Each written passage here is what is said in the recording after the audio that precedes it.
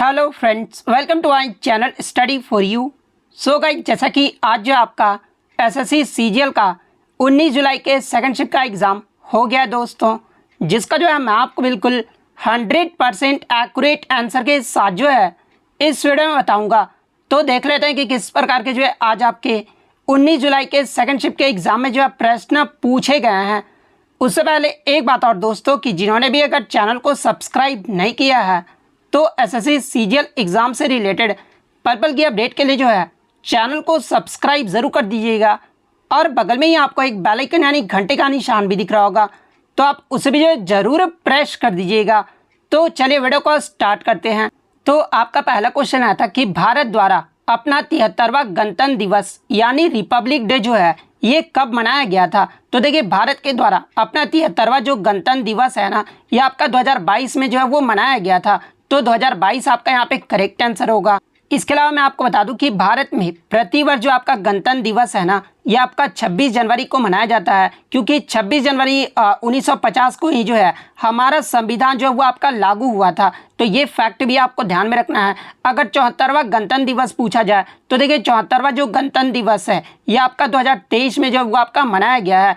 इसके अलावा अगर स्वतंत्र दिवस की बात कर ले तो 73वां जो आपका इंडिपेंडेंस डे है ये आपका 2019 में मनाया गया था। और 2022 में जो आपका कौन सा इंडिपेंडेंस डे मनाया गया था, तो ये आपका 76वां स्वतंत्रता दिवस मनाया गया था। तो ये फैक्ट भी आपको ध्यान में रखना है। इसके अलावा प्रीवियस शिफ्टों में आपसे पूछा गया था कि 74वां जो गणतंत्र दिवस मनाया गया है इसके मुख्य अतिथि कौन रहे थे। तो देखिए, 74वें गणतंत्र दिवस के जो मुख्य अतिथि है ना, ये आपके मिस्र के राष्ट्रपति अब्दुल फतह अल सीसी रहे थे। वहीं अगर 1950 में जो आपका पहला गणतंत्र दिवस मनाया गया था, इसमें जो है मुख्य अतिथि कौन रहे थे, तो ये आपके इंडोनेशियाई राष्ट्रपति सुकर्नो जो है ये भारत के पहले गणतंत्र दिवस परेड समारोह के जो है ये पहले मुख्य अतिथि रहे थे। इसके अलावा मैं आपको बता दूं कि यूनाइटेड किंगडम और फ्रांस के प्रतिनिधियों का जो है सबसे अधिक बार पांच बार जो है वो आपके मुख्य अतिथि के तौर पर जो वो आपका आमंत्रित जो है वो किया गया है।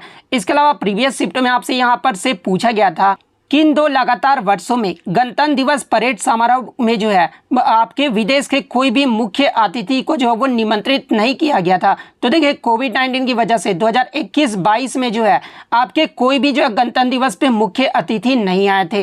तो ये फैक्ट भी आपको ध्यान में रखना है। नेक्स्ट क्वेश्चन आपका यहाँ पर था कि 2022 अर्जुन अवार्ड विजेता ओम प्रकाश मिथरवाल जो है ये किस खेल से संबंधित है। तो देखिए, मैं आपको बता दूं कि खेल कूद और गेम्स में उत्कृष्ट प्रदर्शन के लिए जो है 2022 में टोटल 25 खिलाड़ियों को जो है अर्जुन पुरस्कार से जो वो सम्मानित किया गया है। और ओम प्रकाश मिथरवाल की बात कर ले तो ये आपके निशानेबाजी यानी शूटिंग से संबंधित है। तो शूटिंग आपका यहाँ पे करेक्ट आंसर होगा। इसके अलावा प्रीवियस शिफ्टों में आपसे पूछा गया था कि 2022 अर्जुन विजेता सुश्री भक्ति प्रदीप कुलकर्णी, इनका जो संबंध है ये किस खेल से है। तो देखिए, भक्ति प्रदीप कुलकर्णी का जो संबंध है ना, ये आपका चेस यानी शतरंज से है।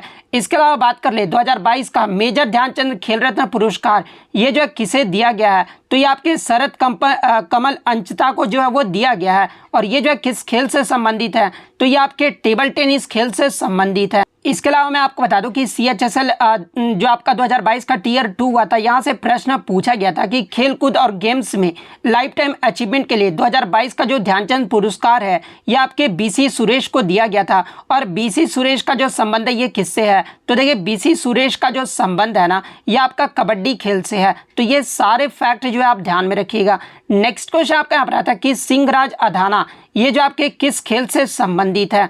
तो देखिए, सिंहराज अधाना का पूछने का मतलब ये था ना, क्योंकि इन्होंने जो है टोक्यो पैरालंपिक 2021 में जो है संयुक्त 50 मीटर पिस्टल SH1 स्पर्धा में जो है इन्होंने स्वर्ण और रजत पदक जो वो प्राप्त किया था। और ये जो है मनीष नरवाल के साथ जो संयुक्त रूप से जो है वो पदक जो है वो प्राप्त किए थे। तो सिंहराज अधाना का जो संबंध है ये किससे है, तो ये आपका शूटिंग यानी निशानेबाजी से है। तो निशानेबाजी आपका यहाँ पे करेक्ट आंसर होगा। नेक्स्ट क्वेश्चन आपका यहाँ पर आता है कि निम्नलिखित में से कौन सा मौलिक अधिकार नहीं है, जहाँ पे ऑप्शन में आपका स्वतंत्रता का अधिकार, शोषण के खिलाफ अधिकार और वोटिंग का अधिकार दिया गया था। तो देखिए, अगर मौलिक अधिकार की बात कर ले तो देखिए, मौलिक अधिकार जो है ये आपका भारत के संविधान के भाग 3 और अनुच्छेद 12 से 35 तक जो है ये आपका वर्णित है। इसके अलावा मौलिक अधिकार का जो प्रावधान है ना, ये आपका संयुक्त राज्य अमेरिका से लिया गया है। इसके अलावा मैं आपको बता दूं कि मूल संविधान में, यानी जब हमारा संविधान बनकर तैयार हुआ था, तब मौलिक अधिकारों की जो संख्या थी ना वो आपका 7 था, और ये जो आपका संपत्ति का अधिकार था वो आपका मूल संविधान में जो है आपका मौलिक अधिकार था। लेकिन 44वें संविधान संशोधन 1978 के माध्यम से जो है संपत्ति के अधिकार को मौलिक अधिकार की सूची से जो है वो हटा दिया गया है। और संपत्ति का अधिकार वर्तमान में किस अनुच्छेद में है? तो देखिए, वर्तमान में संपत्ति का जो अधिकार है ना, ये आपका अनुच्छेद 301 के तहत जो है ये आपका कानूनी अधिकार है। और किस भाग में है? तो ये आपका भाग 12 में है। तो ये फैक्ट भी आप ध्यान में रखिएगा। इसके अलावा बात कर ले वर्तमान में जो आपके 6 मौलिक अधिकार है वो कौन कौन से हैं? तो देखिए, पहला आपका समानता का अधिकार है जो कि आपका अनुच्छेद 14 से 18 तक है। सेकंड आपका स्वतंत्रता का अधिकार है जो कि आपका अनुच्छेद 19 से 22 तक है। थर्ड आपका शोषण के विरुद्ध अधिकार है जो कि अनुच्छेद 23 से 24 तक है। फोर्थ आपका धार्मिक स्वतंत्रता का अधिकार है जो कि अनुच्छेद 25 से 28 तक है। फिफ्थ आपका सांस्कृतिक तथा शिक्षा संबंधित अधिकार है जो कि अनुच्छेद 29 से लेकर 30 तक है। सिक्स्थ आपका संवैधानिक उपचारों का अधिकार है जो कि अनुच्छेद 32 में है। तो ये सारे फैक्ट जो आपको ध्यान में रखना है। और ऑप्शन में आपका जो एक मतदान का अधिकार दिया गया था। तो देखिए, ये जो आपका मतदान का अधिकार है ना, एक संवैधानिक अधिकार है, ना कि मौलिक अधिकार है। तो मतदान का अधिकार आपका करेक्ट आंसर होगा।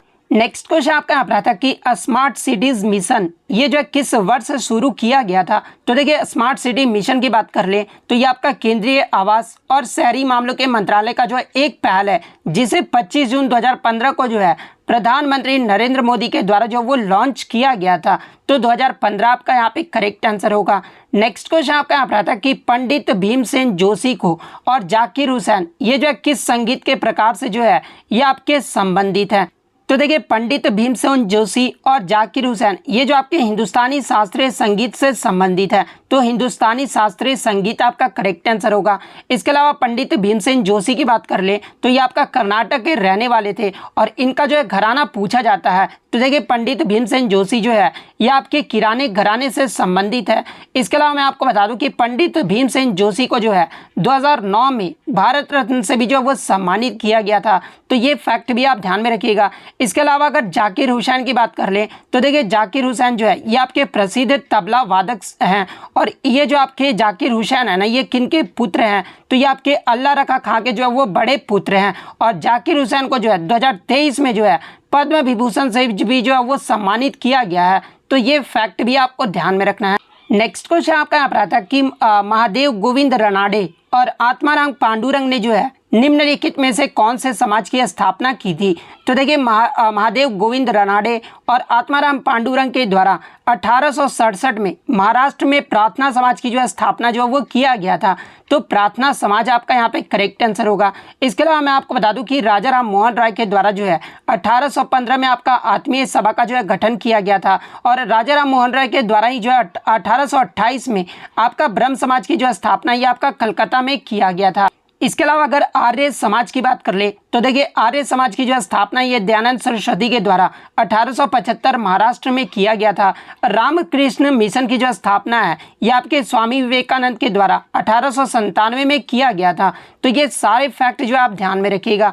नेक्स्ट क्वेश्चन आपका यहाँ पर आता है कि विश्व में हरित क्रांति के जनक यानी ग्रीन रेवोल्यूशन का जनक के रूप में जो है ये किसे जाना जाता है? तो देखिए, विश्व में हरित क्रांति के जनक के रूप में जो है ये आपके नॉर्मन बोरलॉग को जो है वो जाना जाता है।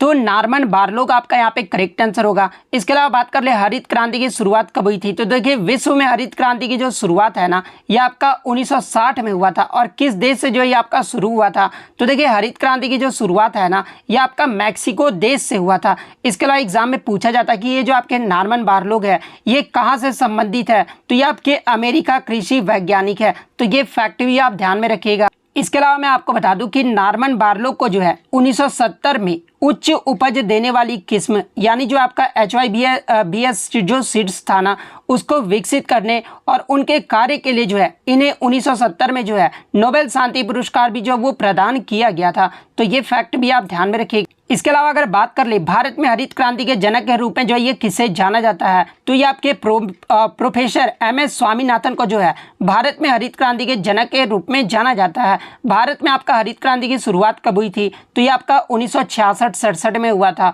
और सबसे पहले किस राज्य में आपका हरित क्रांति की जो शुरुआत है वो की गई थी, तो ये आपका पंजाब राज्य में जो वो शुरू किया गया था। इसके अलावा एग्जाम में पूछा जाता है कि हरित क्रांति का संबंध ये जो है किससे है, तो देखिए हरित क्रांति का जो संबंध है ना ये आपका खाद्यान्न उत्पादन से है, और खाद्यान्न उत्पादन में भी जो है आपके गेहूं से है। इसके अलावा अगर श्वेत क्रांति का पूछा जाए तो देखिए श्वेत क्रांति के जनक के रूप में जो है ये आपके वर्गीज कुरियन को जाना जाता है। नेक्स्ट क्वेश्चन आपका यहाँ पर आया था कि आपका जो एक ऋतु का नाम दे दिया गया था और पूछा गया था कि हिंदू कैलेंडर के अनुसार ये जो आपका किस महीने में आता है। तो देखिए भारत में जो आपके 6 ऋतुएं होती है, और पहला जो ऋतु ये आपका वसंत ऋतु है जिसे इंग्लिश में स्प्रिंग सीजन कहा जाता है। और ये जो आपका वसंत ऋतु है ना ये आपका चैत्र से वैशाख हिंदू महीने के अकॉर्डिंग आता है। तो शायद आपका वसंत ऋतु के बारे में ही पूछा गया था, तो चैत्र से वैशाख आपका यहाँ पे करेक्ट आंसर होगा। इसके अलावा अगर ग्रीष्म ऋतु का पूछा जाए तो देखिए ग्रीष्म ऋतु जो है आपका हिंदू महीने में ये आपका ज्येष्ठ से आषाढ़ में आता है। वर्षा ऋतु की बात कर ले तो ये आपका आषाढ़ से सावन के बीच आता है। शरद ऋतु जो है ये आपका भाद्रपद से आश्विन तक आता है। इसके अलावा हेमंत ऋतु की बात कर ले तो ये आपका कार्तिक से पौष महीने के मध्य आता है। शीत ऋतु जो है ये आपका माघ से फागुन के मध्य आता है। तो ये फैक्ट भी आप ध्यान में रखिएगा। नेक्स्ट क्वेश्चन आपका यहाँ पर आता है कि इनमें से 1905 में लॉर्ड कर्जन के द्वारा जो है किसका विभाजन किया गया था। तो देखिए 1905 में लॉर्ड कर्जन के द्वारा जो है ये आपका बंगाल विभाजन किया गया था। तो बंगाल विभाजन आपका करेक्ट आंसर होगा।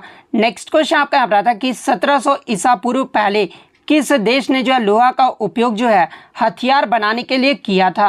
तो देखिए रोमानिया देश के जो है 1700 ईसा पूर्व पहले जो है ये आपका लोहा का जो उपयोग है ये आपका हथियार बनाने, जिसमें आपका छोटे चाकू, पिन, अन्य व्यक्तिगत वस्तुओं और कांस्य वस्तुओं की मरम्मत करने के लिए जो है इसका उपयोग जो है वो किया जाता था। तो रोमानिया आपका यहाँ पे करेक्ट आंसर होगा। नेक्स्ट क्वेश्चन आपका यहाँ पर एक साइंस से आया था कि 1,3 डाइक्लोरोबेंजीन का जो है अदर नेम पूछा गया था। तो देखिए 1,3 डाइक्लोरोबेंजीन का जो दूसरा अन्य नाम होता है ना ये आपका मेटा डाइक्लोरोबेंजीन होता है। लेकिन बच्चे बता रहे थे कि मेटा डाइक्लोरोबेंजीन जो है वो नहीं दिया गया था, एम जाइलिन दिया गया था। तो देखिए मैं आपको बता दूं कि मेटा जाइलिन या फिर मेटा डाइक्लोरोबेंजीन ये जो आपका 1,3 डाइक्लोरोबेंजीन को ही जो वो कहा जाता है। तो अगर एम जाइलिन ऑप्शन में दिया गया था तो एम जाइलिन ही आपका यहाँ पे करेक्ट आंसर होगा। इसके अलावा बात कर ले इसका फॉर्मूला क्या होता है, तो ये आपका C6H4Cl2 होता है। तो ये फैक्ट भी आप ध्यान में रखिएगा। नेक्स्ट क्वेश्चन आपका यहाँ पर आता है कि इनमें से कौन सा नृत्य जो है उड़ीसा राज्य का नहीं है, जहाँ पे ऑप्शन में आपका घमूरा नृत्य और भवई जो है वो दिया गया था। तो देखिए मैं आपको बता दूं कि उड़ीसा राज्य के कौन कौन से नृत्य हैं। तो देखिए डसकथिया, पाला, दलखाई नृत्य, छाऊ नाच, कर्म नाच, बाघा नाच, गोटी पुआ, चैती घोड़ा, डंडा नाट और मेघा नाच, ये सभी जो नृत्य है ना ये आपके उड़ीसा के हैं। इसके अलावा एक ऑप्शन में आपका पाइका भी दिया गया था। तो देखिए पाइका भी जो है ये आपका उड़ीसा का एक मार्शल आर्ट है, तो ये भी तो आपका उड़ीसा का नृत्य हो जाएगा। लेकिन ये जो आपका भवई जो ऑप्शन में दिया गया था ना, तो ये आपका जो भवई है ये आपका राजस्थान राज्य का जो है एक लोक नृत्य है, ना कि उड़ीसा राज्य का। तो भवई आपका यहाँ पे करेक्ट आंसर होगा। नेक्स्ट क्वेश्चन आपका यहाँ पर आता है कि भारत का पहला राष्ट्रीय खेल विश्वविद्यालय जो है ये कहाँ पर शुरू किया गया है। तो देखिए भारत का जो पहला राष्ट्रीय खेल विश्वविद्यालय है ना ये आपका इम्फाल मणिपुर में जो है ये आपका खोला गया है। तो मणिपुर आपका यहाँ पे करेक्ट आंसर होगा। इसके अलावा बात कर ले अगर एग्जाम में पूछा जाए कि राष्ट्रीय खेल विश्वविद्यालय इसकी स्थापना कब हुई थी, तो ये आपका 2018 में जो इसकी स्थापना हुई थी। नेक्स्ट क्वेश्चन आपका यहाँ पर था कि प्रधानमंत्री जीवन ज्योति बीमा योजना में जो है कितने वर्ष के आयु वर्ग के लिए ये जो आपका उपलब्ध कराया गया है।